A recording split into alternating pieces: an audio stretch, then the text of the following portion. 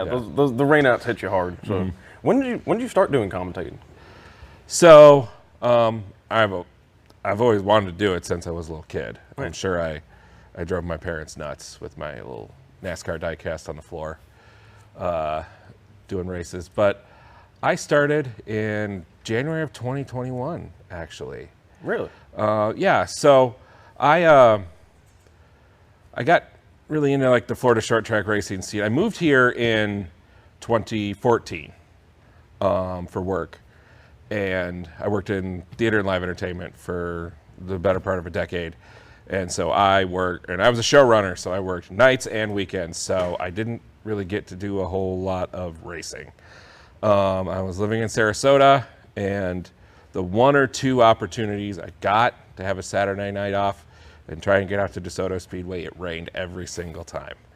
So the first race I actually went to the state of Florida was at East Bay in would have been late 2015. Right. I got a Saturday off, and everywhere else rained out, and I wound up there.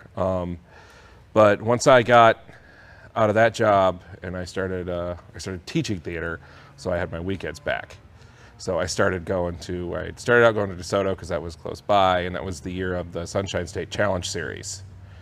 So I started hearing about these two other tracks that were part of that, 417 RIP, down in Punta Gorda, Rest in peace, Punta Gorda. and Auburndale up in Winter Haven. And so I went down to 417, I had a really great time there, and then I went up to Auburndale the next week, which was a bit of a drive back then, and that was a lot of fun. So I started going to 417 a lot. And then coming up on the month of June, it was my birthday weekend, and everybody rained out. And I was by myself, I had just gotten dumped, I was sad, and I was like, I just wanted to go to the races. And so I'm thumbing through Facebook and whatnot, and that's when I found Showtime, and they were racing. So I drove up, and I remember the first time I got to Showtime, and this would have been probably 17, maybe, 2017. And so he'd been open for like 5 years at that point, and I got there and got out of my car and was like, did I make a mistake? Like, this place kind of looks like a dump. And so, but I went in. It still does. And, but I went in and there were a ton of cars in the pits. It was a really great night of racing. I had so much fun, and Robert came out at intermission and started talking about all the stuff they were doing to the track, and that's when I learned, because I wasn't from here, I didn't know anything about Sunshine or anything like that. So I was like, oh wow, that's really cool. He's bringing this place back. So I started splitting my time going to either 417 or to Showtime. It was the same distance, just in opposite directions from where I was.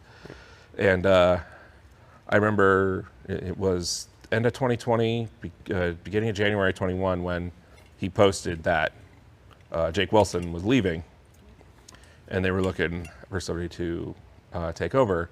And I texted my girlfriend, who's now my wife, and was like, hey, I just saw this. And she goes, well, that's the dream, isn't it? And I was like, well, yeah. And she goes, do it. Try it. See if, it's like, what's the worst that's going to happen? I was like, you know what? All right. So I sent an email. Okay.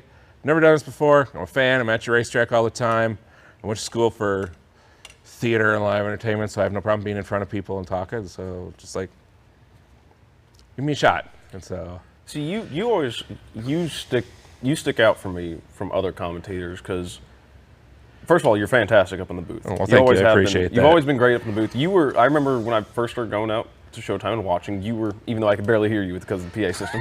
The little bit I could hear. Every short track has that problem, but yes. Every short track has that problem, but even I could hear. I'm like, okay, you can definitely tell when an announcer's really putting in the effort, and I could definitely tell with you also because of the stuff you do beyond. You go beyond that. You don't just do the announcing for the races.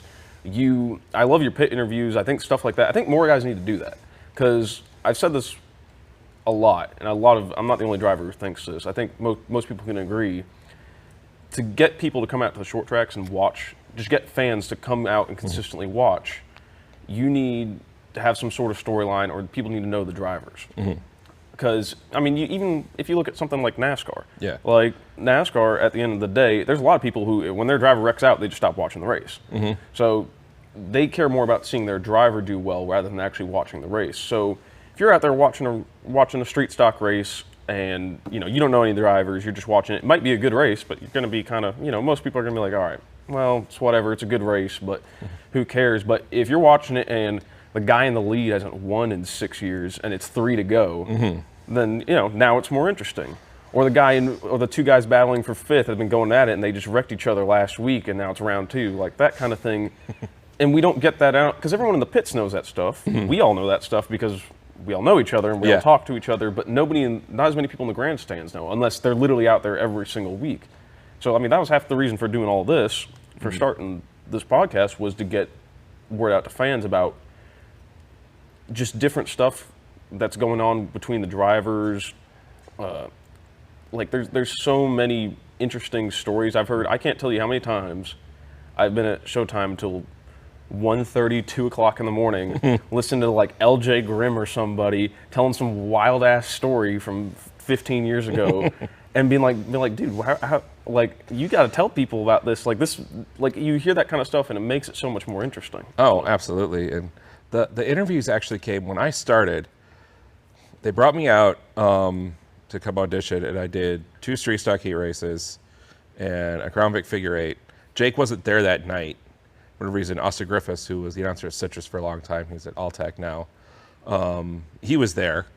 And so I did those 2 races, and then I left for the night. And I was like, oh, well, like I kept my lineup printouts and everything. I was like, this is going to be the night I got to announce at Showtime. And then the next morning, I got a phone call from Sherry Phillips, who was the track manager at the time. And it's like, hey, would you come back next week? And so I did, and I hung out with Jake for a few weeks, and he really kind of showed me the ropes. But yeah, the interviews came from Sherry's son Daniel was the race director at the time, and that was actually his brainchild that he wanted me to do. And so like I would show up, and he would have all the questions and everything for me. We're going to talk to this person and this person. Okay, which it's funny because I'm on a microphone in front of hundreds of people every weekend. I'm actually not that extroverted.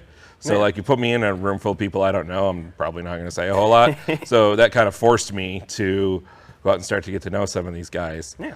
And so when he left later that season, it was just me by myself.